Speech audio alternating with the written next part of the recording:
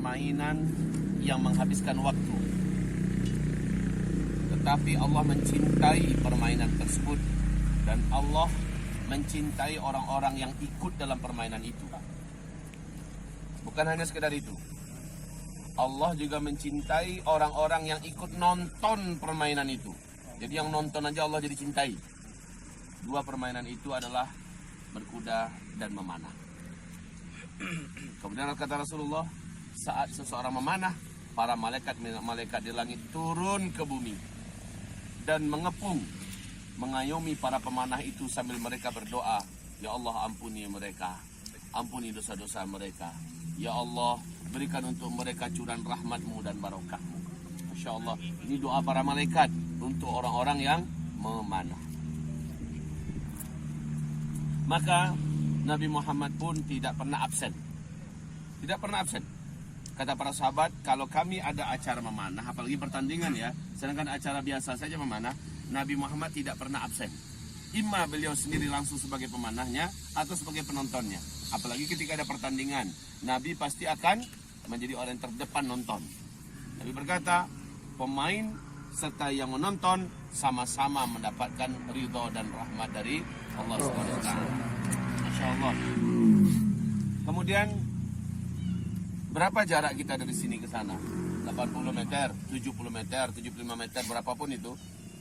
Kalau para sahabat, mereka dari jarak itu ke tempat target, mereka berlari-lari kecil, bahkan ada yang sambil pacu lari. Hampir-hampir kami tidak menemukan riwayat atau sejarah sahabat itu jalan. Mereka ngambil target itu adalah lari, penuh semangat. Satu langkah lari mereka itu adalah satu derajat yang ditinggikan oleh Allah. Satu langkah yang lain menggugurkan dosa-dosa mereka di sisi Allah. Luar biasa ini memanah ya. Kemudian taman-taman surga Allah di bumi ada dua. Taman surga Allah di muka bumi adalah majelis ilmu dan adalah majelis panahan. Masya Allah. Jadi majelis panahan dengan majelis ilmu diperlakukan sama oleh Allah. Kita mendengarkan ilmu, Allah turunkan para malaikat. Ya, malaikat mengembangkan sayap mereka sambil mendoakan mereka dari awal sampai akhir. Begitu juga memanah. Kita pergi memanah, malaikat juga turun, ya, menyaksikan sambil mengembangkan sayap mereka dan mendoakan juga dengan doa yang sama seperti yang didapat oleh para penyimak majelis ilmu. Jadi posisi kita ini tidak kira-kira ya, tidak kira-kira. Ini posisi ibadah yang sangat tinggi, ibadah yang sangat tinggi. Padahal ini menghabiskan waktu tidak? Ngabisin waktu. Ya, ini juga ngabisin duit. Ya, ngabisin waktu, ngabisin duit. Tapi ingat, satu anak panah kita lemparkan itu nilainya infak fisabilillah, yang kalau kita niatkan ini untuk fisabilillah ya Allah, di jalan agamamu, menjalankan perintahmu. Kena tidak kena, Allah tulis namanya terang di dalam surga. Allahu Akbar. Allahu Akbar. Jadi kalau bisa ya kena, tapi nggak kena pun niatkan karena Allah, nama kita bersinar dalam surga. Ya Allah ya Rabbi, ini luar biasa nih olahraga. Ini bukan olahraga sembarangan. Jadi untuk karena itu nilai ibadah ini sangat tinggi. Datang dari rumah tuh niatkan ini untuk ibadah ya Allah. Ini untuk ibadah, menghidupkan sunnahnya para nabi-nabi. Dan Nabi berkata, Nabi yang paling mahir memanah itu Nabi Ismail. Nabi yang paling mahir memanah itu adalah Nabi Ismail. Jadi para nabi-nabi itu para pemanah. Kemudian dalam sejarah setelah Nabi Muhammad meninggal, ternyata seluruh para pahlawan, seluruh raja-raja, mereka dari kecilnya itu dilatih memanah. Ternyata memanah melahirkan karakter, melahirkan kepribadian, melahirkan kemampuan di mana seseorang akan muncul karakter pemimpinnya. Karakter yang mampu mengendalikan, karakter yang mampu fokus, ya, karakter yang mampu menjadi leader. Dan ini muncul karena memanah. Tapi niat memanahnya memang untuk melatih diri, menghidupkan sunnah. Jadi pas memanah itu jangan main semangat aja. Allahu Akbar, Allahu Akbar, Allahu Akbar. Tapi dengan tenang ya, sampaikan, ambil pelajaran dari yang pertama. Tapuai meleset ke kanan. Berarti saya harus nambahkan tangan saya ke kiri sedikit lagi. Latihan terus sampai kita menemukan titik yang seimbang. Ya, lakukan. Jadi ini dengan ilmu. Nah, seandainya ada anak panah kita yang patah, sementara kita tidak menginginkan dia patah, mana ada orang yang pengen anak panahnya patah kan? Seandainya patah, padahal dia tidak menginginkan itu patah, dan dia sudah dari awalnya berniat untuk di jalan Allah itu beribadah kepada Allah Subhanahu wa taala dengan jalan memanah, patah 700 kali lipat paling sedikit Allah ganti untuknya.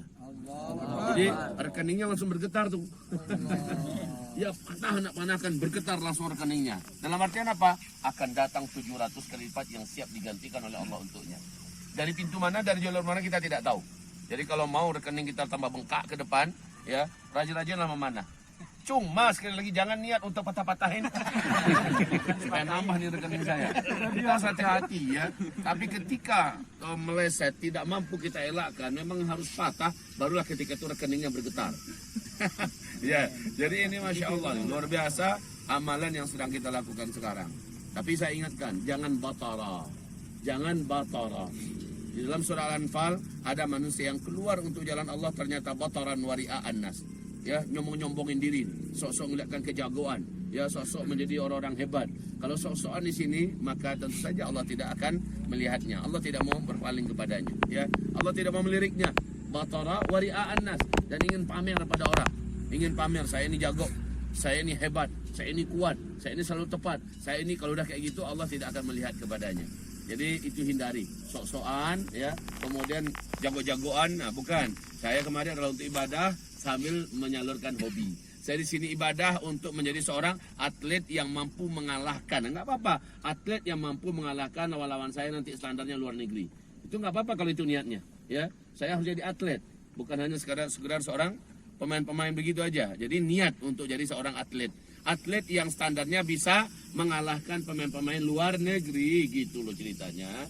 Sekarang ini selalu saja yang menang adalah orang-orang luar. Besok ke depan enggak, raih.